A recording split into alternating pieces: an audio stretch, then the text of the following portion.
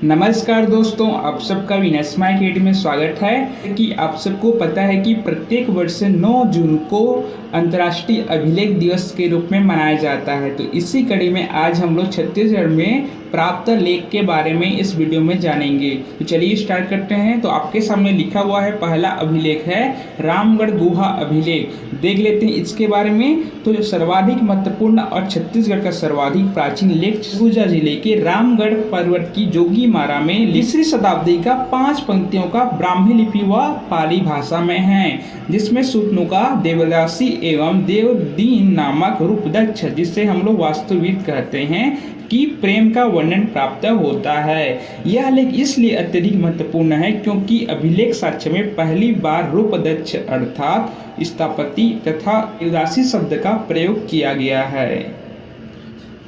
अब हम लोग बात कर लेते हैं बिलासपुर गजेटियर के बारे में। यदि इसके बारे में देखा जाए तो वर्ष 1910 में बिलासपुर जिले का गजेटियर अंग्रेजी हुकूमत के दौर में ए नेल्सन की नेतृत्व में बनाया गया था।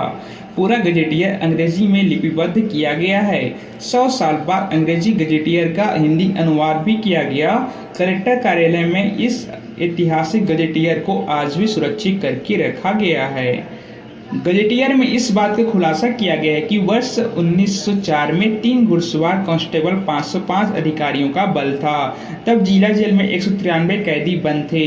वर्ष 1904 में बिलासपुर नगर पालिका में एक अंग्रेजी माध्यम का स्कूल भी संचालित किया जा रहा था। मिशन फंड और जमींदारी फंड से स्कूल का संचालन किया जा रहा था। एक अन्य अभिलेख की ओर नजर डालें तो बिलासपुर का जो इतिहास है वो 400 वर्ष पुराने का है और बिलासा मछुआरी के नाम पर ही बिलासपुर शहर का नाम रखा गया है। अब यहाँ पर आपको यह बात भी ध्यान रखना होगा कि आपका बिलासपुर गजेटियर में जब कैप्टन ब्रांच 1795 में छत्तीसगढ़ से राजा मुंदरी तक अपना यात्रा किया तो अपनी यात्रा के विवरण में अपने अभिलेखों में उन्होंने छत्तीसगढ़ शब्द का उपयोग किया है, जिसका आपका साक्ष्य बिलासपुर गजेटियर के माध्यम से ही प्राप्त होता है।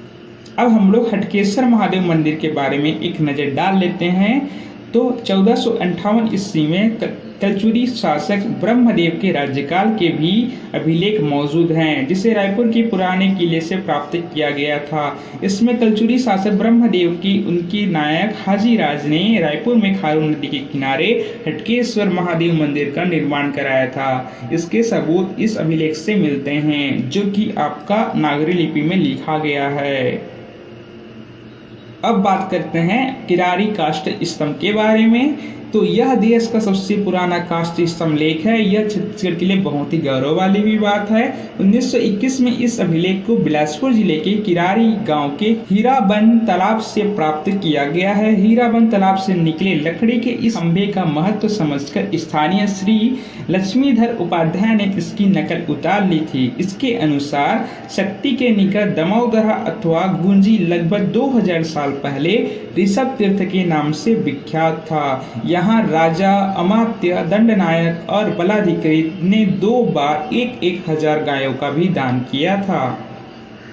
इसके साथ साथ पुरातत्ववेत्ता के अनुसार यह काष्ठ स्तंभ सातवाहन शासक के हैं, जिसके अभिलेख हिंदुस्तान में एकमात्र दुर्लभ पुरा अवशेष है। इसे डॉक्टर हीरानंद शास्त्री ने प्रमाणित भी किया है। इसका वास्तविक लेख 320 सेंटीमीटर ऊंचा था, परंतु वर्तमान में देखा जाए तो 112 सेंटीमीटर ही शेष बचा हुआ है। बाबूलाल प्यारेलाल गुप्ता की किताब के मुताबिक ब्राह्मी लिपि में लिखे इस लेख में सदियों पुराने सेनापति, नगर रक्षक और गणक जैसे लोगों के पद का नाम भी उल्लेखित है। इन पदाधिकारियों के नाम पर एक साथ एक काष्ठ लेख में लिखे होने से यह अनुमान लगाया जा सकता है कि स्तंभ किसी बड़े समारोह के लिए लगाया गया होगा और कार्यक्रम का राजा भी मामूली नहीं होगा। यहाँ पर आपको ध्यान देने वाली बात यह है कि जो किरारी स्तंभ जो लेख प्राप्त हुए हैं वर्तमान में जांजगीर जिले से ही प्राप्त हुए हैं। यदि हम लोग 1921 की बात करें तो उस समय वह बिलासपुर जिले के अंतर्गत आता था। वर्तमान में किरारी काष्ठ स्तंभ को महन घासीदास संग्रहालय में रखा गया है, जो कि आपका रायपुर जिला में स्थित है, जिसकी स्थापना सन 1875 में किया गया था। तो दोस्तों यही था आज का हमारा टॉपिक। अब आपके सामने क्वेश्चन है जिसका उत्तर आपको कमेंट बॉक्स में देना है। तो किस वर्ष की यात्रा विवरण में अपने लेख में कैप्टन ब्लैंड साहब ने सत्य शब्द का प्रयोग किया था? 1910, 1975, 1995 और इनमें से कोई नहीं। अगला क्वेश्चन है आपके सामने, हटकेश्वर महादेव मंदिर स्थित है रायपुर जिला, जांजगीर चांपा जिला, कोरबा जिला या इनमें से कोई नहीं? तो दोस्तों इन दोनों का उत्तर आपको कमेंट बॉक्स में देना है। वीडियो यदि आपको पसंद आती है तो वीडियो को जरूर लाइक कीजिएगा, ज़्यादा से ज़्यादा दोस्तों को शेयर कीजिएगा। चैनल पर ही नए होंगे तो चैनल को जरूर सब्सक्राइब कीजिएगा। तो दोस्तों आज के लिए इतना ही, बहुत बहुत धन्यवाद।